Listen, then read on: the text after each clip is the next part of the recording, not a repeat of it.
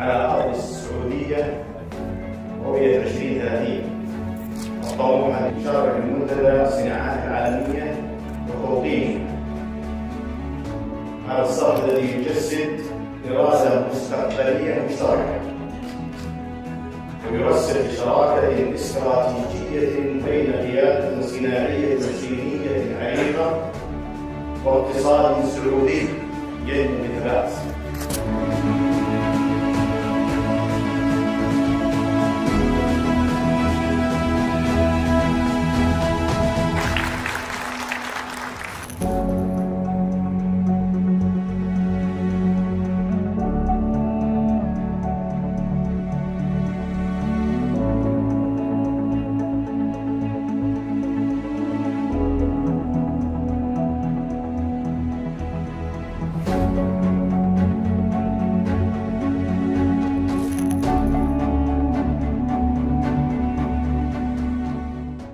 Our cities are where life happens. They are vibrant centers of human connection, work, dreams. For centuries, people have flocked to them, seeking opportunity and a richer existence. But as our cities have grown larger and faster, a shadow has fallen over this promise. We build higher and wider, paving over the very earth that sustains us. We fill the air with noise, fumes. Our urban landscapes are often hot, stressful, disconnected from the natural world. This constant expansion, fueled by old habits, is creating a deep problem that we can no longer ignore. It is a problem that affects our health, our happiness, and the future of our planet. We have designed our cities around cars and concrete, not people. We have forgotten a simple truth. Cities are habitats for humans. Just like any other living creature, we need a healthy environment to thrive. We need clean air to breathe. We need shade from the sun. The current model of urban growth is failing to provide these basic human needs. It is creating cities that are damaging to nature and increasingly difficult for us to live in. We are facing a critical choice: continue down this path or find a better way to build our future. The good news is that a better way exists. We have the knowledge and the tools to transform our urban spaces. We can build cities that are sustainable, more beautiful, more equitable, more joyful. More and more of us are choosing to live in cities. UN, by 2050, nearly 70% will be urban. This rapid migration puts immense pressure on our city systems. To accommodate growth, we build endlessly. Vast expanses of asphalt for roads and parking lots, towering buildings of concrete and glass. These hard, dark surfaces act like sponges for the sun's heat. During the day, they absorb solar radiation. At night, they release it slowly. This creates the urban heat island effect. Cities become significantly warmer than the countryside. Hot summers feel unbearable and dangerous. Higher risk of heat stroke, dehydration, other heat-related illnesses, especially for the elderly. Young children, people with existing health conditions. Heat increases demand for air conditioning. Much of this energy is produced by burning fossil fuels, coal, gas. This releases harmful pollutants and carbon dioxide, worsens air quality, and accelerates climate change. Concrete sidewalks, asphalt roads, rooftops, they prevent rainwater from soaking into the ground. When it rains, especially heavy storms, water has nowhere to go. Water rushes across surfaces, picking up pollutants, overwhelms drainage systems, leads to frequent and severe street flooding, can damage homes, disrupt transportation, pose serious safety risks. The natural water cycle is broken. We've pushed nature out, cleared forests for subdivisions, filled in wetlands for shopping centers, parks and green spaces treated as empty lots for development. We lose trees that provide shade, clean our air, cool our streets. We lose habitats for birds, insects, other wildlife. We lose connection to the natural world, vital for mental and emotional health. We've built ourselves into a corner, surrounded by concrete and cut off from the living world. This is not just about planting a few trees or creating a park. It is a strategic approach that uses nature as a tool to solve complex urban problems. It involves integrating systems of trees, gardens, wetlands, permeable soils directly into the city's fabric. It includes things like green roofs, which are gardens planted on top of buildings, and vertical gardens that climb up walls. It also includes rain gardens, shallow depressions filled with plants that collect and filter stormwater. The benefits of green infrastructure are numerous and profound. Let's start with the heat. Trees are nature's perfect air conditioners. Through a process called evapotranspiration, they release water vapor into the air, which has a powerful cooling effect. Their leaves also provide direct shade, cooling the surfaces below, like sidewalks and buildings. A street lined with healthy trees can feel 10 to 15 degrees Fahrenheit cooler than a street with no trees at all. Green roofs have a similar effect. They insulate buildings, reducing the need for air conditioning in the summer and heating in the winter, which saves energy and money. Green infrastructure is also a brilliant solution for managing water. Instead of fighting against rainwater with concrete pipes and drains, it works with it. Permeable pavements, made from materials that allow water to pass through, let rain soak directly into the ground, replenishing groundwater supplies. Rain gardens capture runoff from roads and rooftops. Bioswales, vegetated channels that slow and filter stormwater, capture runoff from roads and rooftops. This prevents pollutants from washing into our rivers and lakes and significantly reduces the risk of urban flooding. By mimicking the way a natural forest absorbs water, green infrastructure turns a problem into a valuable resource, making our cities more resilient to heavy rainfall. Beyond these practical benefits, bringing nature back into the city enriches our lives in countless ways. Parks, community gardens, and green corridors provide beautiful spaces for people. People can walk, play, relax, and connect with their neighbors. Exposure to nature has been proven to reduce stress, improve mental health, and increase our overall sense of well-being. These green spaces also create vital habitats for pollinators, like bees, butterflies, as well as for birds and other wildlife, increasing the biodiversity of our urban ecosystems. A city rich with green infrastructure is a city that is healthier, more resilient, and simply a more pleasant place to be human. If you want to see the power of green infrastructure in action, look no further: the city-state of Singapore. Facing the challenges of being a small, dense, tropical island, Singapore has made a deliberate and ambitious choice to weave nature into every aspect of its urban development. For decades, it has pursued a vision of becoming a city in a garden, where built environment and nature coexist in harmony. This philosophy goes far beyond parks. It guides all planning and construction, proving a dense metropolis can be green and livable. Land is scarce, so planners looked upwards. The Lush program incentivizes developers to replace ground greenery with green spaces in the sky. You see vertical gardens on skyscrapers and lush rooftop gardens on hotels, offices, hospitals. The iconic Park Royal on Pickering features elevated gardens, waterfalls, and planter terraces, more than double the hotel's land area.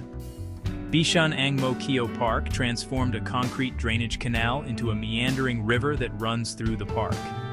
In dry weather, people walk to the river's edge. In heavy rain, the banks are designed to flood, creating a temporary floodplain that holds and slows water. This award-winning approach improves flood control, biodiversity, and recreation. A high density of trees can lower ambient temperatures by up to 5 degrees Celsius. Singapore proves urban growth and a healthy environment can coexist. With bold vision and smart policy, we can build cities that are part of nature. A green city must be powered by clean energy. For too long, centralized fossil energy has polluted our air, harmed our health, and driven climate change. The path forward is a fundamental shift in how we generate and use electricity. Solar is the most accessible for cities. Every rooftop, every parking lot, every building facade, potential power plants, Install panels on site to generate clean electricity, reduce reliance on distant power stations, and cut transmission losses. Cities can lead by installing solar on public buildings, schools, libraries, government offices, and by creating policies and incentives for homeowners and businesses. As costs fall, solar has become one of the cheapest new sources of electricity. Where breezes are consistent, wind power, from large farms to smaller urban turbines, adds clean capacity. Geothermal uses the Earth's stable temperature for highly efficient heating and cooling, ideal for large buildings and new neighborhoods. Copenhagen aims for carbon neutrality with massive wind investments and efficient district heating that captures waste heat to warm homes. Their success shows a determined city can cut carbon while keeping a high quality of life. Section 6. Designing for Life. The wisdom of smart urban planning. A future-proof city is designed for people, not just cars. Walkable, connected, efficient. Mixed-use development puts daily needs within a short walk or bike ride. Robust public transport becomes an attractive alternative to driving when it is frequent, comfortable, and well-connected. Integrate safe walking and cycling. Wide sidewalks, good lighting, protected bike lanes, secure parking, to create real mobility choices. Curitiba pioneered BRT with dedicated lanes, level boarding stations, and simple fares, then planned growth along transit corridors, a global model. Set high standards for building performance and retrofit existing stock with insulation, high-performance windows, and smart systems. Section 7. Putting it all together. A symphony of solutions.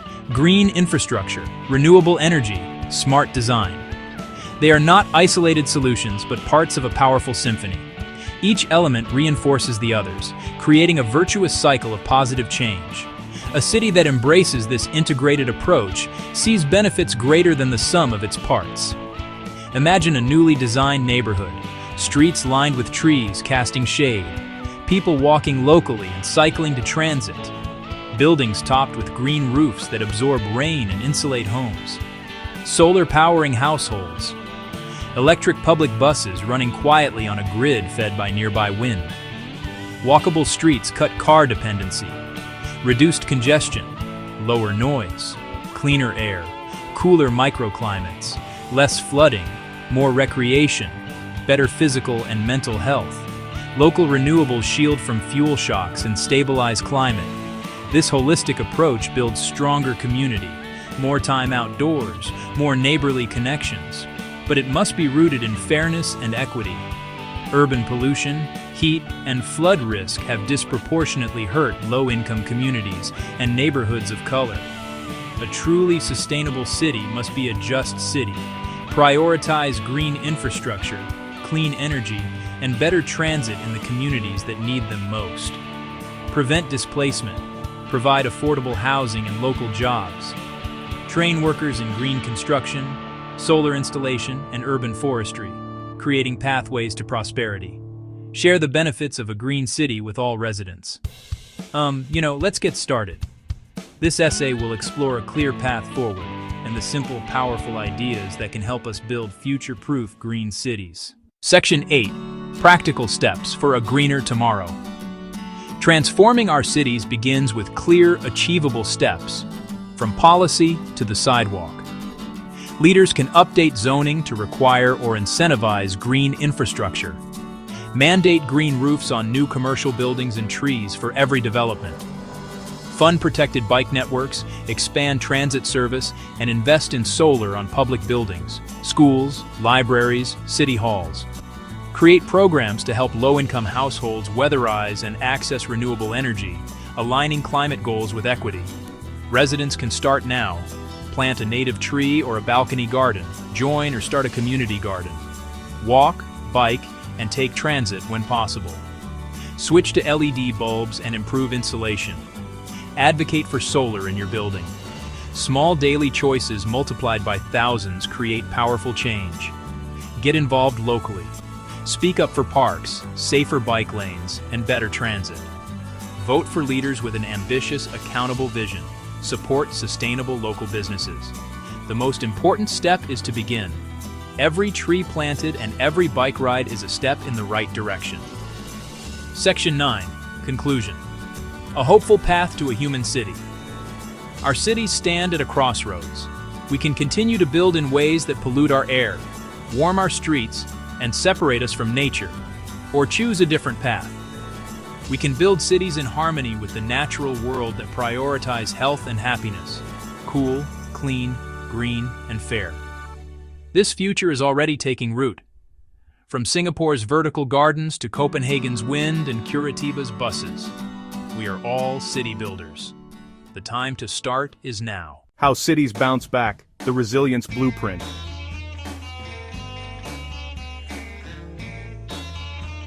Create a YouTube 16:9 video using this script. Table of contents, about 9 sections. 1. The shock, when the lights go out. 2. Defining resilience, more than just bouncing back. 3. The unseen fault lines, a catalog of shocks. 4. The resilience blueprint, 4 pillars of design. 5. Nature's genius, working with the planet, not against it. 6. The digital shield, technology's role in urban defense. 7. The human element, community as critical infrastructure. 8. The price of safety, funding the future. 9. The call to act, building a stronger tomorrow. The rain began just after dark. It was not a gentle spring shower, it was a deluge. A wall of water pounding the city's roofs, a wall of water pounding the city's streets. The river, normally a calm ribbon of brown, began to swell. It churned with debris. It crept up its concrete banks with frightening speed. Then, in a flicker, the power went out. The city plunged into a sudden disorienting blackness. Streetlights vanished. Homes went dark. Jagged flashes of lightning split the sky. Those flashes illuminated a scene of growing chaos. This is the moment of shock. It is the moment when our modern world shows its fragility. Roads turned into canals. Cars were stranded. Headlights were submerged in rising, murky water. The city's main hospital ran on backup generators. Nurses and doctors worked by flashlight. The hum of the generators was a fragile defense.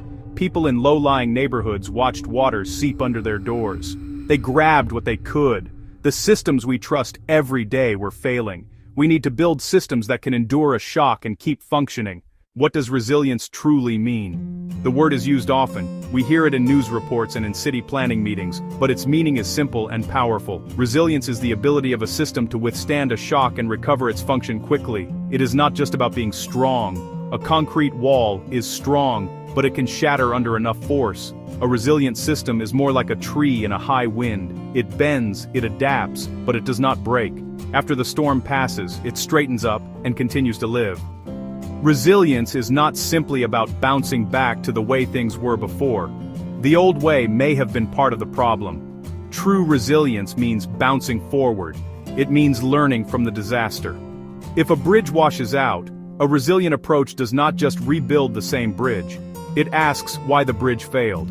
It might build the new one higher, use stronger materials, or even relocate it. Resilience is a process of continuous improvement, driven by hard lessons, creating a stronger and more equitable future. It is the network of things we all use and share. When one system breaks, the effects ripple outwards. The shocks that test our cities come in many forms. Hurricanes lash our coastlines, earthquakes can level buildings in seconds, wildfires consume entire landscapes and neighborhoods, drought starves our reservoirs. As our climate changes, shocks grow more frequent and intense. A sophisticated cyber attack can cripple a city without a single drop of rain. A major industrial accident can contaminate water and force evacuations. Human-caused shocks disrupt critical services and communications. Climate change acts as a risk multiplier. Old maps of risk are becoming obsolete. There is no single solution. Risks vary by place and often overlap. We must build for the predictable and the unforeseen. This is the complex reality of our time. To build a resilient city, we need a clear plan. Simple, practical rules can guide our choices. First, redundancy. Not putting all your eggs in one basket. A networked grid can reroute electricity around damage. Second, flexibility. Bend, do not break. Adjust to conditions. Shock absorbers let buildings move with the earth and avoid collapse. Third, modularity. If one module fails, isolate and replace it. Modular flood barriers beat a single massive, immovable structure. Fourth, Embrace failure safely. Design predictable. Contain failure. Designated overflow areas prevent catastrophic neighborhood flooding. We cannot prevent every failure, but we can manage it to protect lives and property. These 4 pillars form the blueprint for resilient design. For centuries we tried to fight nature with concrete and steel. Nature often has better, more elegant solutions. These are called nature-based solutions. Wetlands and mangroves act as a natural sponge, absorbing floodwater and storm energy. They protect communities at lower cost than concrete seawalls. City trees provide shade, lower heat, cut AC demand, and save energy. Roots absorb stormwater, reducing flood risk. Green spaces clean air, support wildlife, and improve health. Sand dunes form a dynamic, self-repairing barrier against the ocean. Cities now restore dunes they once removed. Nature-based solutions are often significantly cheaper. Nature does most of the work for free, while adding ongoing value. A smarter, more holistic way to build resilience. Modern technology offers a powerful set of tools for building resilient cities. Sensors monitor stress, vibration, and leaks, alerting us before failures become catastrophic. Real-time data shifts us from reactive repairs to proactive maintenance. Smart grids reroute power instantly, isolating outages to small areas. The energy system becomes more robust and reliable. After disaster, drones give responders a clear picture to direct resources. Mobile platforms warn the public. Social media helps locate people in need. But technology is a tool, not a cure-all. It must be secured and staffed. We must not create a digital divide where only some neighborhoods benefit.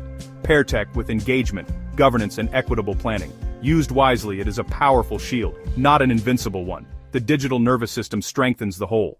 The strongest infrastructure is useless without connected communities. When a disaster strikes, the true first responders are neighbors, the person who checks on an elderly neighbor, the family that shares its food and water. These are the actions that save lives in the immediate aftermath. Social cohesion is critical infrastructure when official systems fail. Spaces where people meet strengthen bonds and build response teams. Training in first aid, rescue, and communication speeds response. Disasters do not affect everyone equally. Prioritize the most vulnerable. A community is only as strong as its weakest link. Communication and education give people agency, not fear. Informed and connected communities transform into a powerful force for resilience. Building a resilient city costs money. Upgrading infrastructure and restoring landscapes require investment. Budgets are tight, but we must shift our perspective. Resilience is not an expense, it is a high-return investment. Acting now costs less than rebuilding later. Use public-private partnerships for essential upgrades. Create market incentives via insurance for safer construction. Resilience bonds reward projects that demonstrably reduce risk. The cost of doing nothing is staggering. Investing in resilience protects our economy, property, and people. In a world of increasing shocks, resilience is a necessity. Choose to invest in a safer future. The challenge is immense. The storms are getting stronger. The risks are more complex. But despair is not a strategy. The truth is, we have solutions. We have engineering knowledge, natural models, and technological tools. Designing with redundancy, flexibility, and modularity makes systems stronger. Restoring wetlands and planting trees provide powerful, low-cost protection. Connected communities save lives. The path forward is clear. Leaders must set strong policy and enforce resilient codes. Businesses must invest in resilient operations and supply chains. Residents must prepare homes and engage in planning. Resilience is a shared responsibility. Together we achieve transformative results. Start with one priority. Fix it. Then move to the next. Small victories build momentum. This is our call to action. If we all take practical steps, we can face the next storm with confidence and help our communities thrive. Everyone said you can't build a $200 billion empire on peace. Someone just did it anyway. While traditional development approaches struggle to deliver real change, Dr. Rashed Osman and World Peace Development Holdings have created something entirely different. They call it the Peacism ecosystem, and it's turning everything we know about mega-scale development upside down. In Laos, they've just signed the largest foreign investment agreement in the country's history. Over $200 billion dedicated to transforming an entire nation's economy. But here's what makes this revolutionary. Instead of extracting resources, they're building integrated systems. Renewable energy, healthcare, education, industrial zones, all connected through what they call peace-driven development. The Laos Prime Minister called it transformative. International observers say it could become the model for sustainable growth in emerging economies. This isn't just about one country, it's about proving that peace, prosperity, and massive infrastructure can work together at unprecedented scale.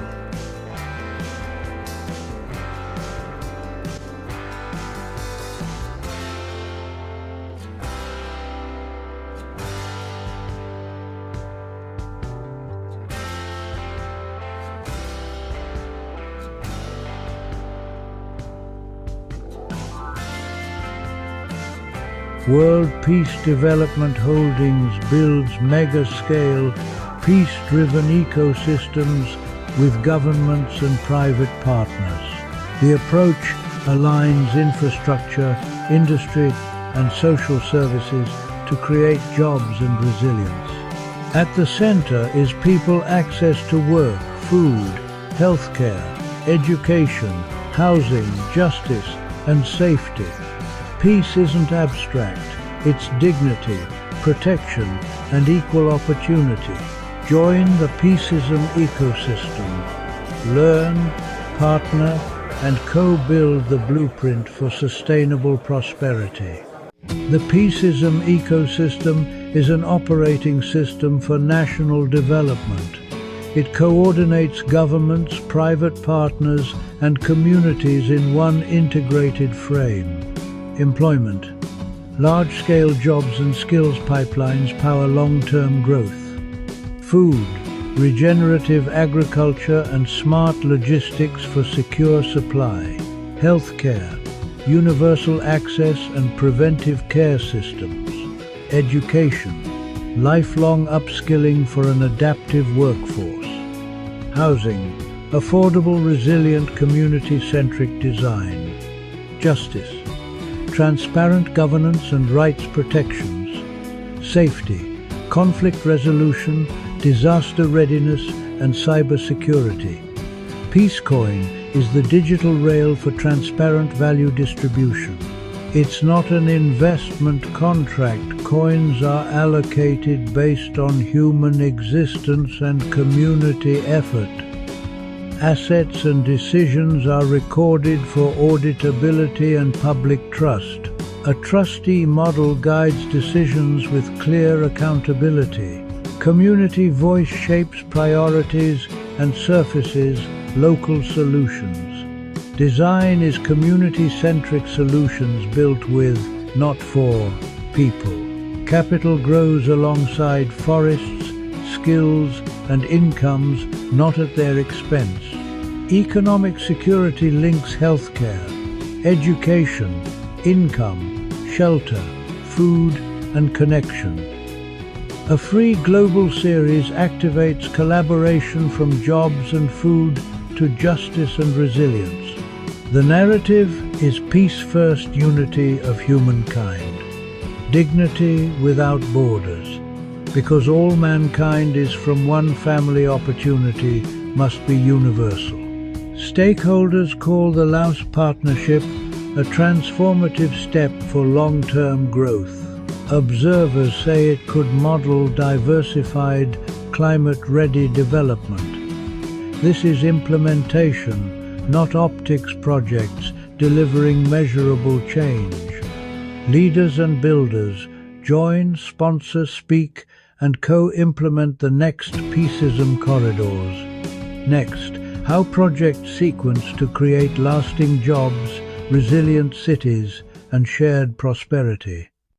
Phase 1 strengthens energy and logistics. Phase 2 scales industry and housing. Phase 3 expands social services. Reliable power unlocks factories, hospitals, and classrooms. Renewables lower costs and build energy independence. Freight corridors and smart customs accelerate exports and reduce waste. Mobility connects workers to opportunities and markets to producers. Industrial parks anchor jobs. SME clusters localize value chains. Entrepreneur programs turn talent into enterprises. Healthcare capacity improves well-being and worker productivity. Education expands human capital and future skills. Affordable, climate-ready neighborhoods reduce displacement risk. Public safety and social connection strengthen peace. E-services cut friction and corruption, increasing trust. Justice systems emphasize fairness and reintegration. A new job raises an entire household. Digital tools stabilize income and reduce waste. Connectivity multiplies value across sectors. Peace thrives where everyone belongs. Basic needs are engineered into the plan. Thanks to the peace ecosystem, I found support and community, especially in healthcare. It's a game changer. Blockchain opened doors to jobs and resources I never imagined. It's empowering.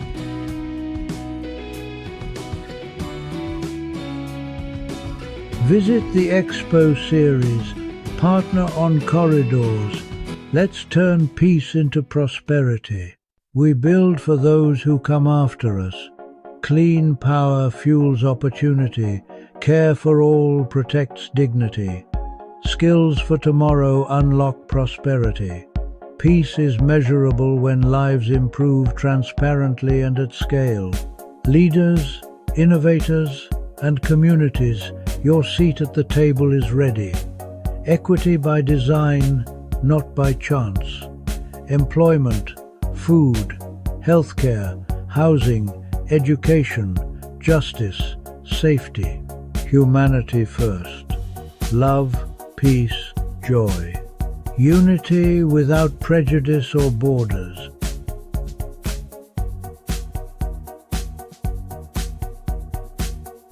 From river valleys to smart cities, the future is being built. World Peace Development Holdings, building a sustainable future through the Peaceism ecosystem. Subscribe, share, and join the mission. Peace is a plan and a platform. Let's build it together.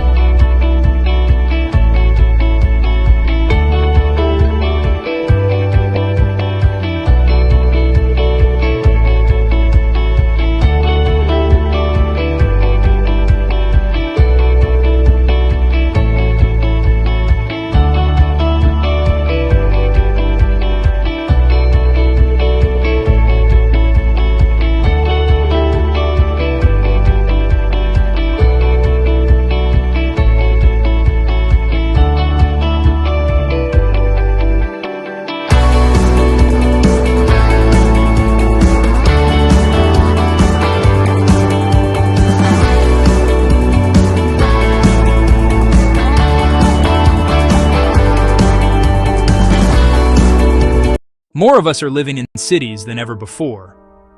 This is a simple fact of our modern world. By 2030, a few short years from now, billions more will call a city home. This great migration brings energy and ideas. It creates opportunities for work. It creates opportunities for life. But it also presents us with a serious challenge. Our cities are growing so fast, expanding outward and upward. This rapid growth, if we are not careful, can come at a great cost. It can harm the very nature that sustains us. We see the signs of this strain all around us. The air in many urban centers is thick with pollution from endless streams of traffic. Our green spaces, the lungs of our cities, are shrinking. This leads to urban heat islands, where city centers become much hotter than the surrounding countryside.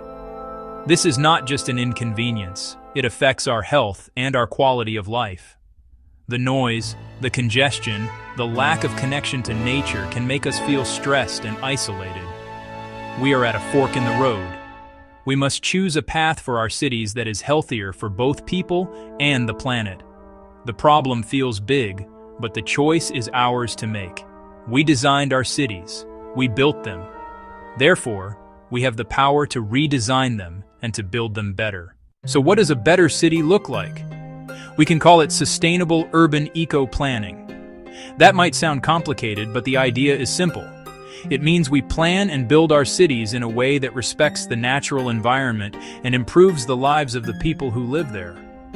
It is a blueprint for a city that can thrive for generations to come, instead of using up all its resources. Instead of seeing a city as separate from nature, this approach sees the city as part of an ecosystem. We think about the impact of every new building, every new street, every new park. This green blueprint is built on a few core ideas.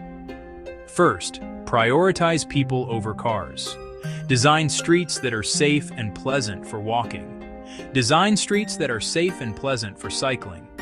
Create reliable public transportation, so cars are optional.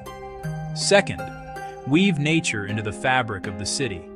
Plant more trees, build more parks, create green roofs. Install vertical gardens on buildings. These green spaces clean our air. They cool our cities. They give us places to rest and connect. Bring life back to our urban cores.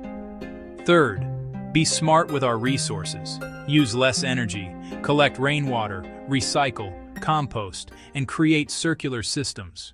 Let us look at a real example of a city that put people first. Copenhagen, the capital of Denmark, a model in urban transport transformation. For many years, like most cities, Copenhagen was becoming choked with cars.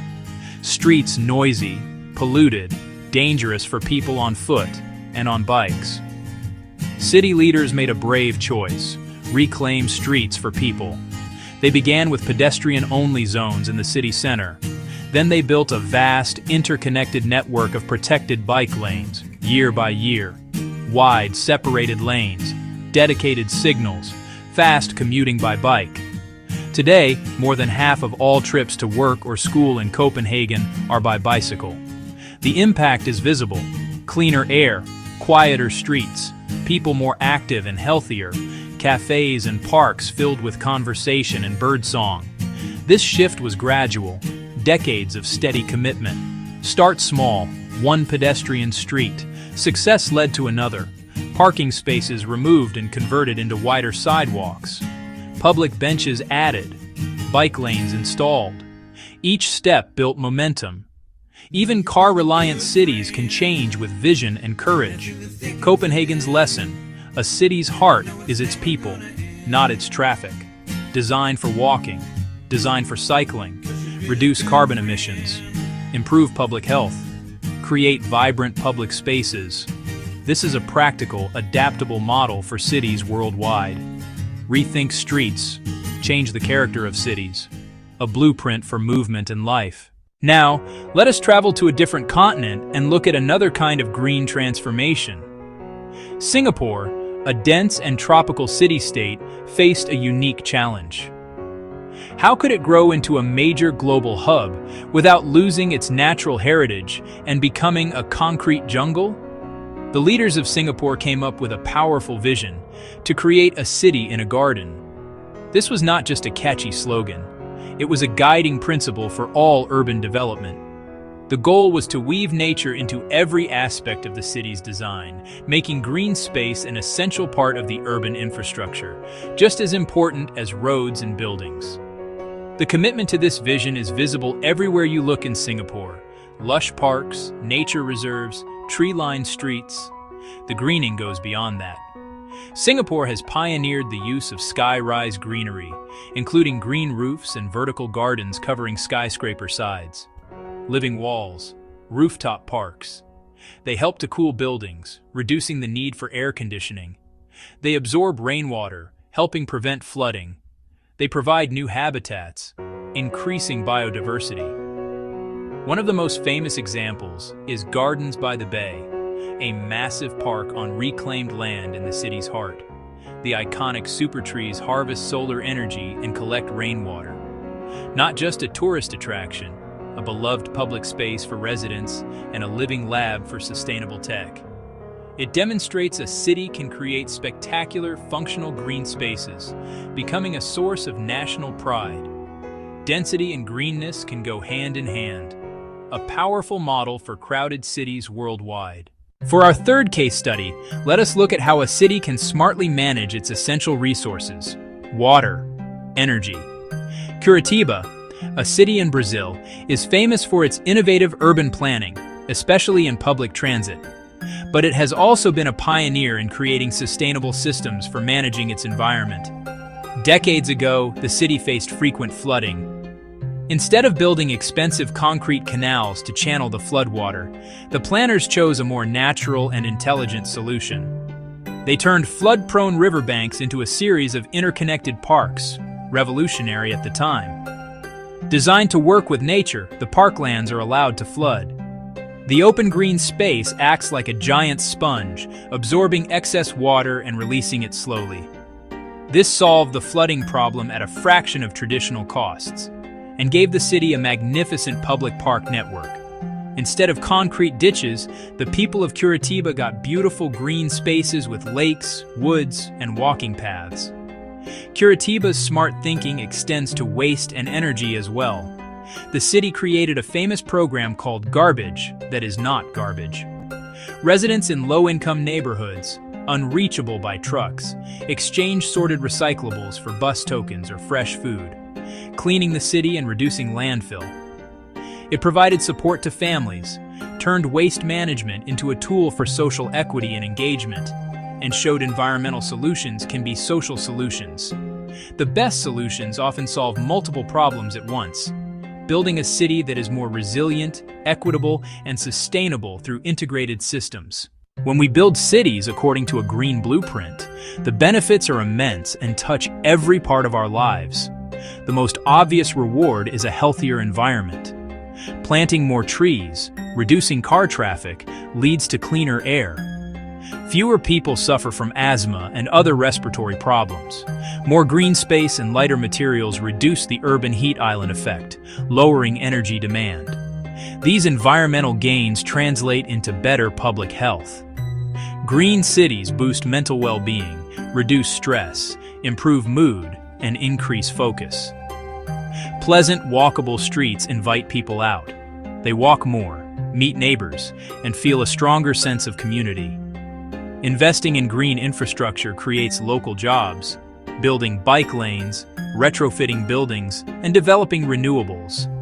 These are good jobs that can't be outsourced. Green cities attract businesses and talent. Companies choose quality of life, beautiful parks, clean air, excellent public transportation. A green city is a prosperous city. Green cities are more resilient. Parks manage heavy rainfall and prevent flooding. Diverse local energy reduces risk. Community gardens and urban farms strengthen food security. Designing cities to work with nature makes them better to live in today and safer for the future. Of course, transforming our cities into green, sustainable places is not without its challenges. One of the most common concerns is the cost. New transit, large parks, retrofitting buildings can require significant upfront investment. Some worry they cannot afford these projects or see them as luxuries. We must communicate the long-term savings, lower healthcare costs, and reduced energy bills. To overcome the cost barrier, think creatively. Partnerships, national grants, international support for green projects. Reframe the conversation. Consider the cost of not building, air pollution, traffic congestion, and healthcare for an inactive population. Seen fully, the long-term economic benefits of green planning often far outweigh initial investments. Resistance is real. Removing parking for bike lanes or increasing housing density can be met with opposition. Planners and leaders must listen with respect and engage openly, making residents partners in change. Go beyond traditional meetings. Organize workshops, neighborhood walks, and online forums to gather diverse input. When people truly have a voice, support grows. The green city of the future must be built not just for the people, but by the people. The vision for 2030 can feel grand and overwhelming. It is easy to think this is a job only for mayors, architects, powerful city planners, but the truth is that everyone has a vital role to play. The transformation depends on small, collective actions. Your voice and your choices matter. Participate in local democracy. Attend community meetings. Speak up about more parks, safer bike lanes, better public transit. Write to your elected officials. Tell them a greener city is your priority. Make a difference with daily choices. Walk, cycle, use public transportation instead of driving. When thousands do this, it reduces traffic and air pollution. Support local businesses, shop at farmers markets, conserve energy and water at home. Start a small garden on your balcony, in your yard, in a community garden. These actions build sustainability and resilience. City planners, architects, developers, your responsibility is immense. Design the physical spaces of our future. Embrace the green blueprint in every project. Prioritize human scale and walkability. Integrate nature, green roofs, pocket parks. Use sustainable materials and energy-efficient technologies. Challenge car-first thinking. Be bold and creative.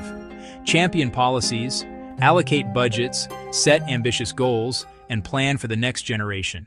As we stand here in late 2025, the year 2030 is not a distant point on the horizon. It is just around the corner.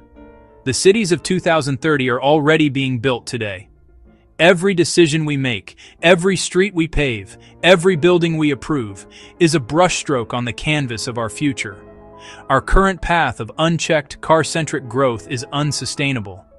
It harms our planet and diminishes our quality of life. But a better path is possible. Copenhagen, Singapore, Curitiba. Living proof that thoughtful, human-centered design can create cities that are healthy, vibrant, and in harmony with nature. The Green Blueprint is not a rigid formula. It is a set of guiding principles.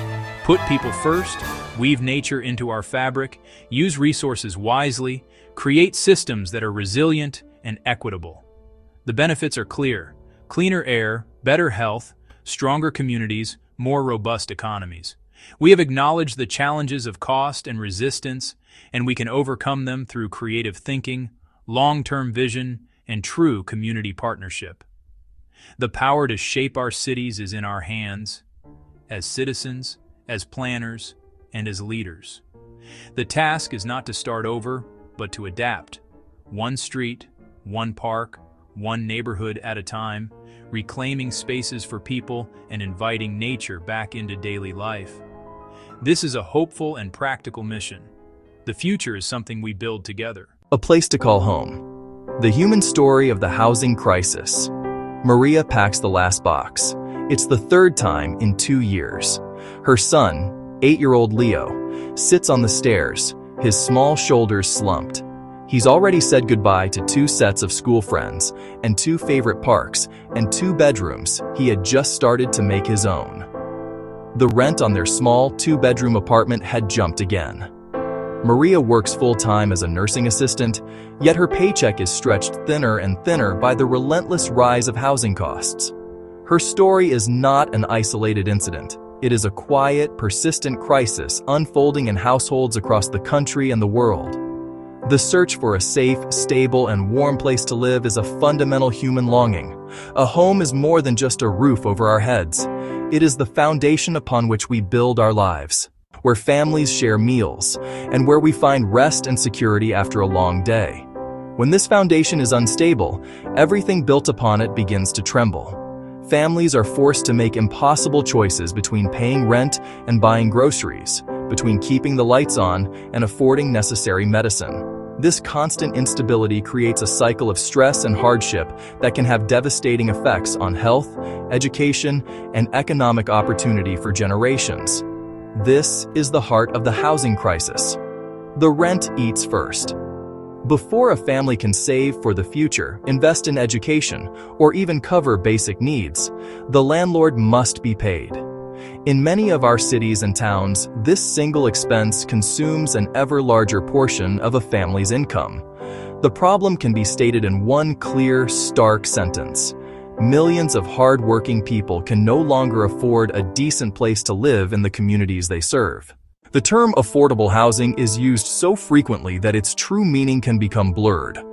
It's not just about building cheap units or subsidized units. It is a deeply practical concept tied directly to a family's well-being. The most widely accepted benchmark for affordability is a simple, powerful rule of thumb. A household should not spend more than 30% of its gross income on housing costs. That includes rent or mortgage payments and essential utilities. When housing expenses rise above this threshold, a family is considered cost-burdened. This isn't just an arbitrary number, it marks a tipping point where financial stability begins to erode. When a family is forced to pay 40%, 50%, or even 60% of their income on housing. As millions currently are, the money that should go to nutritious food, healthcare, transportation to work, or savings for a child's education is instead consumed by rent. This creates a precarious existence where a single unexpected event, a car repair, a medical bill, a reduction in work hours, can trigger a catastrophic spiral into eviction and homelessness. The crisis of housing affordability did not emerge overnight. It is the result of a complex interplay of forces that have been building for decades: economic forces, policy decisions, and market dynamics. To find effective solutions, we must first understand these tangled roots in plain, straightforward language. One of the most fundamental causes is a simple and severe mismatch between supply and demand. For years, we have failed to build enough new homes to keep pace with population growth and jobs. More people seeking homes than homes available. Prices rise, pushing housing out of reach. Another major driver is the expense of construction itself. Land prices have skyrocketed, and materials like lumber, steel, and concrete have become more costly, while labor shortages drive up wages. Combined costs make truly affordable development nearly impossible without public support. Government policies and local regulations can also create hurdles. Restrictive zoning limits what and how much gets built, prohibiting multifamily, imposing large lot sizes, and setting height restrictions. The permitting process can be slow, complex, and expensive, adding months or even years to a project's timeline and cost. Finally, housing has been financialized.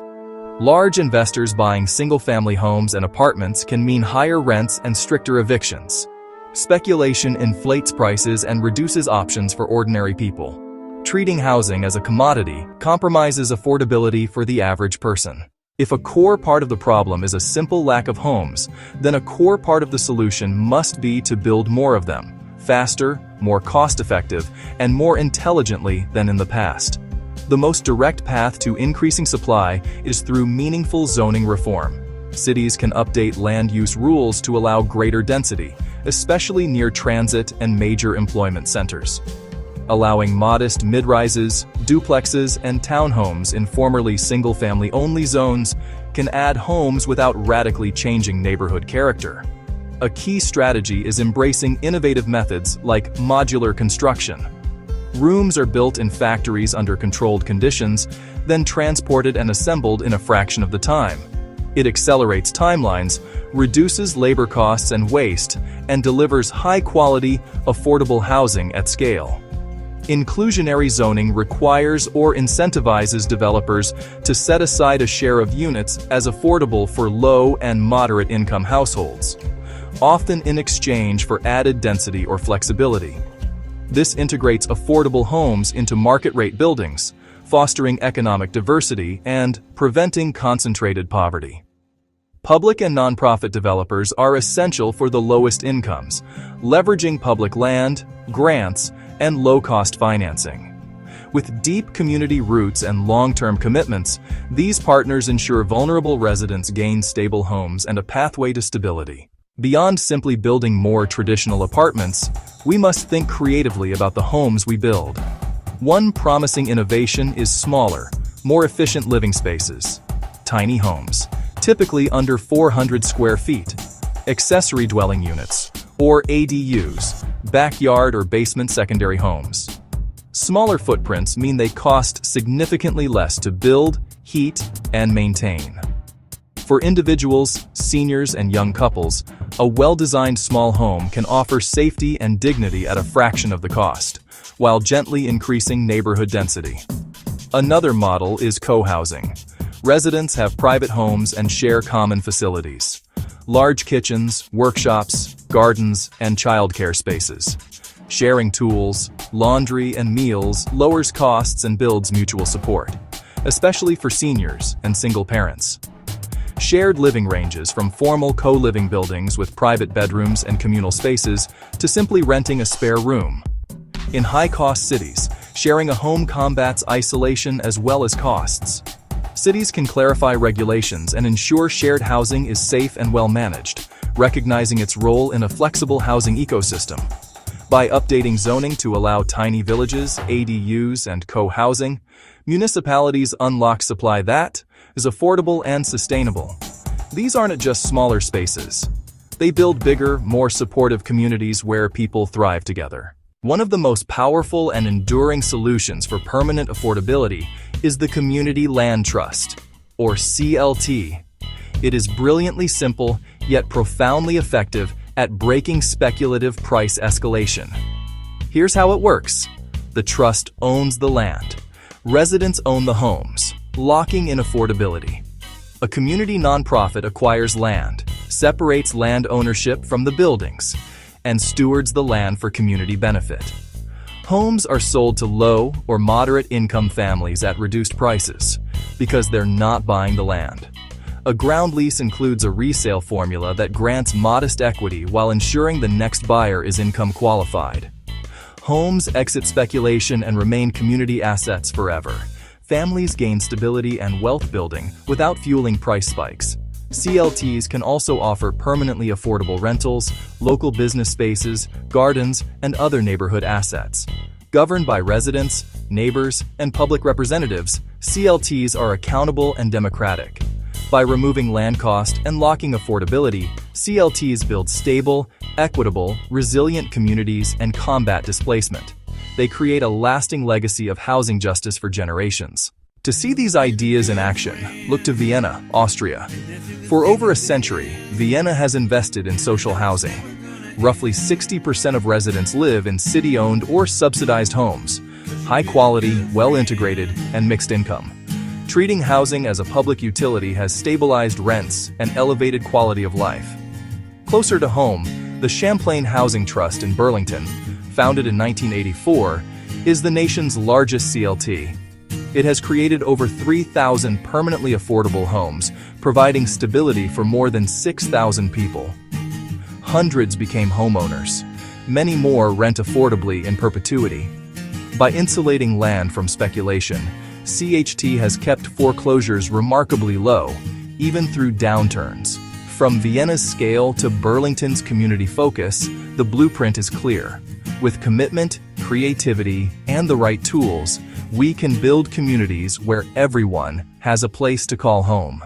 Building affordable, sustainable homes takes investment, but the funds are within reach. No single source can solve it. We must braid public funding, private capital, and philanthropy. Government bonds let cities raise low-interest capital for construction and preservation. This funds long-term housing infrastructure. Public-private partnerships make projects viable via low-cost loans, public land, tax credits, and abatements. The Low-Income Housing Tax Credit trades tax relief for long-term affordability, leveraging billions in private investment. Local housing trust funds, linkage fees, transfer taxes, and hotel taxes create steady revenue for flexible local solutions, from rental assistance to nonprofit development. Philanthropy provides flexible seed funding for pilots, pre-development, and closing gaps that unlock construction. By backing mission-driven nonprofits and CLTs, philanthropy de-risks innovation and reaches the most vulnerable.